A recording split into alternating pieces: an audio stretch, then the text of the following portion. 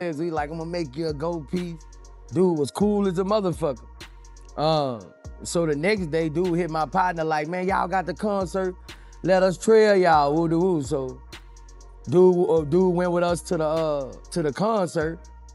And after I come off stage, everybody leaving. You know, we parked under the parking lot, under the arena where the celebrities parking and all that shit. He was in another car. He walked to his car. His car was outside the arena under where we was. It was on side the parking lot, so he had to walk to his car. And that's where the incident took place when somebody, you know, tried to get him or whatever. But Vlad, bro, if anybody know me, bro, that ain't my stilo, bro. You know what I'm saying? That ain't how I get down, bro. Like, that ain't how none of my people get down. Hey, the internet, y'all got us all the way up, man. We met that dude, Duke the Jeweler, the night before. We was gambling. The next day, dude followed us to the concert. When we left out the concert, we under the garage, dude went to his car by himself and walked down to the parking lot. That's when somebody tried to rob him and killed the dude. What the hell my 19-year-old cousin gonna try to rob and kill somebody? Bro, we getting money, man. We getting fucking money. That ain't our stilo. As a boss, I ain't letting that go down like that, man. This dude finna make me a piece. So y'all need to kill that. That's bad low, man. Don't put us in nothing with no bad low. It's bad low, man. This shit bad low, man. Straight up, the shit bad low. Kill it. Hey, we got suspicions on the internet. People saying Boosie cousin robbed or tried to rob and killed Duke the Jeweler, who was from Chicago. Me, I don't know. I'm saying, I ain't with that shit. I ain't the police, nothing like that. But shit, what y'all think? Y'all think it's true? Y'all think they just pushing? Y'all think cause it's Boosie, they like, fuck it, we just gonna put it on him. He known for shit like that. You let me know. Saying I was gonna go to that motherfucking death row chair, a motherfucking hero. That's why I was gonna go to that motherfucking hero to all the real in the world. Some people face death once and spend the rest of their lives shaken by it. But Boosie Badazz faced death so many times, it started feeling personal. Execution by the state, an addiction that shut his organs down, cancer before 35, bullets on his birthday, car crashes, and over 100 loved ones buried along the way. This isn't a story about bad luck. This is about survival and the price that comes with it.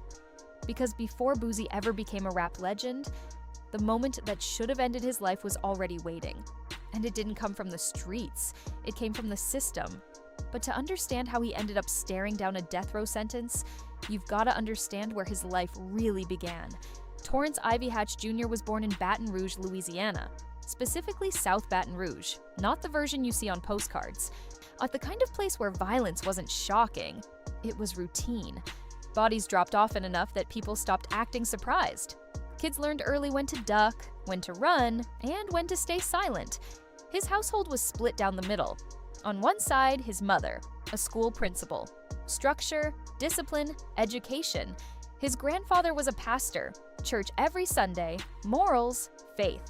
On the other side, his father lived a completely different life. Street-connected, battling addiction, bringing chaos home. Boosie grew up watching his parents clash, sometimes violently. And by age 10, he saw his first body drop in real life. Not on TV, not in a song, right in front of him. That kind of trauma doesn't fade. It rewires you.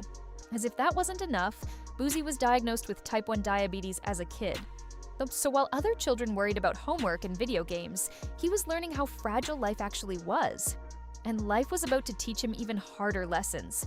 By the time Boosie was 10 years old, he wasn't just watching the streets. He was working them, riding his bike as a lookout, alerting older hustlers when police rolled through. It wasn't glamorous, it was survival. Basketball looked like a possible way out. He had real talent, but the streets don't wait for scholarships. What did stick was music. Boosie could rap, and not in a polished studio way. He rapped like someone who'd actually lived what he was saying. His cousin, Young Bleed, noticed. introduced him to local artists. By 14, Boosie was the youngest member of the concentration camp collective. At 17, he dropped Youngest of the Camp, selling over 10,000 copies independently. No major label push, no machine behind him. The streets connected instantly because the music felt real, too real to fake. That authenticity caught the attention of Trill Entertainment, backed by Pimp C. Suddenly, Boosie was rising fast, but the streets never fully let go, and neither did the demons he carried with him. Around 19 or 20, Boosie took his first sip of lean. That sip changed everything. What started casual turned into daily use. Daily turned into dependency. And dependency turned into domination. Boosie didn't just sip, he became one of the biggest suppliers in the region. Mississippi to Alabama, heavy movement, heavy money. At the same time, his diabetes was spiraling out of control. Sugar on top of sugar. Hospital visits became routine. Doctors knew him by name. He even had his own room. Millions went straight into addiction, fridges stacked with pints, clothes burned from syrup dripping onto cigarettes. And when Pimp C passed after an OD in 2007, most people would have slowed down. Boosie went harder. He felt untouchable, young, rich, respected. No one could tell him shh-tea. But addiction doesn't care about status. And while Boosie thought the syrup was killing him slowly, something else was lining up to end him all at once. In 2008, a traffic stop sent Boosie's legal situation sideways. Charges stacked up, probation violations followed. Then, in October 2009, everything exploded. A man named Terry Boyd was found shot multiple times inside his home. No forced entry, nothing stolen. What made it matter to prosecutors was the connection. Boyd was related to one of Boosie's children's mothers. In 2010, Boosie was charged with first-degree murder, accused of arranging a hit through a teenager named Michael Marlowe Mike Louding. The state didn't just want time, they wanted his life. The death penalty was officially on the table. Boosie was transferred to Angola, one of the most infamous prisons in America. Locked down, isolated, living in conditions that mirrored death row. Lyrics from his music were played in court as evidence, bars twisted into confessions, art turned into ammunition. And then there was the tattoo. Yo, Boosie, who's next?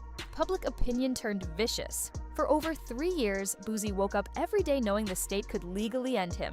But the case wasn't as solid as it looked. And when the trial finally started in 2012, prosecutors came confident. Nearly 30 witnesses, phone records, jailhouse statements. Then Marlowe Mike took the stand, and everything cracked. He recanted his confession, said investigators pressured him, threatened him, promised protection that never came. He told the jury directly, Boosie wasn't involved. No DNA, no eyewitnesses, no physical proof tying Boosie to the crime. The defense barely needed theatrics. The case collapsed under its own weight. After less than an hour, some say 36 minutes, the jury returned. Not guilty. Boosie had beaten a charge that should have ended his life. But beating death row didn't mean freedom. Boosie still had time left on other charges. He stayed locked up. And that's when the addiction finally stopped. No syrup, no pills, no escape. He went through withdrawal cold turkey inside Angola. 7 days of hell, vomiting, shaking, pain he never forgot. That experience scared him straight. When he walked out in March 2014, he was broke. Every dollar gone to lawyers. But he was alive, and for the first time in years, clean. That should have been the end of the nightmare. It wasn't even close. In 2015, Boosie got news that stopped everything. Kidney cancer. He was just 33, no insurance, paid tens of thousands cash just to survive. The surgery worked, but the aftermath was brutal. He dropped over 40 pounds, could barely walk, had to relearn his own body. Mentally, it wrecked him. Looking in the mirror hurt more than the pain. Slowly, he rebuilt. Weights, trainers, discipline. Years later, he was officially cancer-free. Then came November 14th, 2020, his birthday. While attending a vigil for Mo 3, Boosie was shot in the leg. The irony wasn't lost on anyone. He showed up to honor someone who had just lost their life to violence and almost became another name added to the list. Because of his diabetes, doctors immediately warned that this wasn't a normal injury. Circulation issues meant healing would be slow. Infection was a real threat. For a moment, there was serious talk about whether he'd even keep the leg. Social media filled with speculation, fear, and prayers. Once again, people were watching Boosie's life hang in the balance, but just like before, he survived. Not long after that, more close calls followed. A serious car crash left him dealing with lingering chest pain. At first, he brushed it off. Pain was nothing new to him, but doctors ran tests and found something more concerning. His heart wasn't operating the way it should. Left atrial enlargement, a condition that increases the risk of irregular heartbeat, and stroke.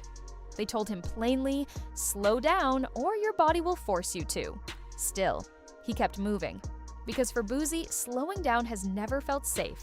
The streets taught him early that standing still makes you an easy target. So he kept pushing through pain, through warnings, through a body that kept trying to shut him down.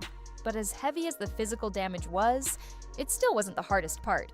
The real weight came from loss. Boosie has estimated that he's lost over 110 people close to him. Not distant names, not acquaintances, real people who mattered. Family, friends, day ones who were there before the fame and the money. His father died when he was still a kid. I'm ripping away the only male figure in his life. His brother passed, then his grandma, then his grandpa, uncles, aunts, homies he grew up with, people he laughed with, people he survived with. Sometimes the losses came one at a time. Other times, they stacked back to back with no time to breathe. That kind of grief doesn't heal clean. It hardens you. Boosie has spoken openly about being mentally scarred from watching death since childhood, about carrying images and memories most people never have to process, about PTSD that never really shuts off. But therapy was never his route. He didn't sit on couches or unpack trauma in rooms with soft lighting. He just kept pushing through everything. The cases, the sickness, the funerals. One thing about him never changed: his code. When facing the death penalty, when staring down the needle, he never cooperated, never told, never folded. That stance earned him respect in the streets, and enemies just as fast. In 2023, another federal case surfaced, threatening to reopen old wounds. People wondered if this would finally be the one that stuck. But by early 2026, it wrapped up with time served, supervision, and fines. Once again, he dodged the worst. Boosie didn't escape death because he was lucky. He escaped it because he endured things most people wouldn't survive once, let alone over and over again. But survival isn't free. And for Boosie Badazz, every extra breath came with a cost. It costs health, peace, people. His life is a warning about the streets, and proof that resilience can keep someone breathing, even when fate keeps pulling the trigger. The real question isn't how many times Boosie survived. It's how much a person can survive, before survival itself becomes the burden. And that's a story the streets still haven't finished telling.